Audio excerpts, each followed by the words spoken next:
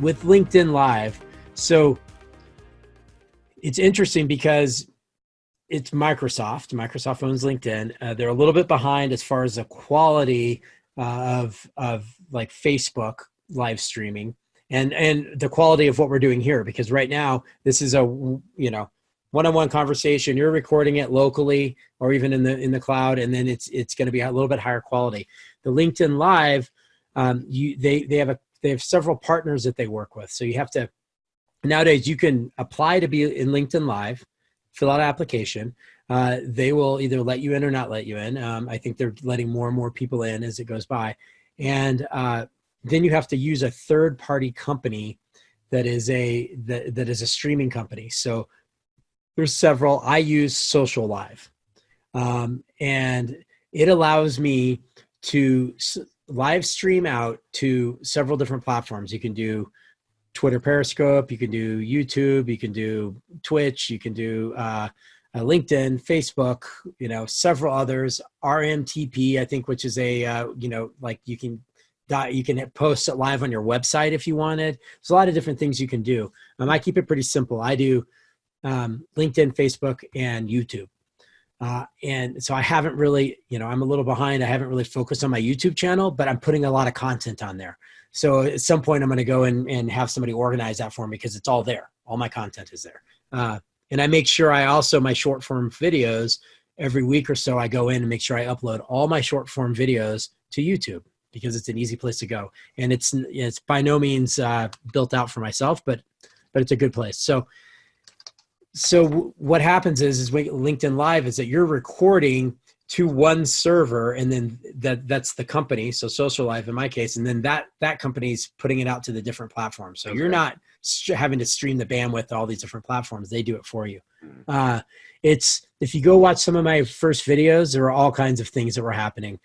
Sometimes all of a sudden my guests would cut out from their sound and I could hear them, but the recording couldn't hear them. So I have one LinkedIn Live where it's me talking to you and going, yeah, I agree, and commenting on what you're saying, but nobody can hear you. Had some where I clicked the wrong button and it cut me out for a few minutes, or I put up a graphics and it cut me out. I mean, there are all kinds of things that happen. You and I got killed halfway through the blooming thing. So we got killed halfway through because Chrome crashed. My Chrome browser crashed. Okay. Like it's I just thought that we were just about to start headbanging about the market. We were. And I had a feeling that you decided, nah, I'm not going to talk to him about that. It was just getting interesting. So yeah, there's all kinds of technical difficulties, but being able to put your immediate thoughts out live and having no filter and nobody to stop you is liberating, and it's great, and it's interesting because we could do a show where we have 4 guests on, and we could have a true debate if we wanted. Wow, we can have. You could do that on LinkedIn. You could have multiple guests. Yes, I think I can have up to 4 or 5, including myself, 4 or 5 people. So I think 5. I think I can have 4 guests, and so you can even produce it, have somebody producing for you. Graphics, and you can bring in you can add other video into it. There's a lot to it. I keep it pretty simple, but I sometimes will add in graphics, or I can add in a video, or you can have you can really produce it. You can keep it simple. I'm kind of growing how I'm growing myself, growing with that.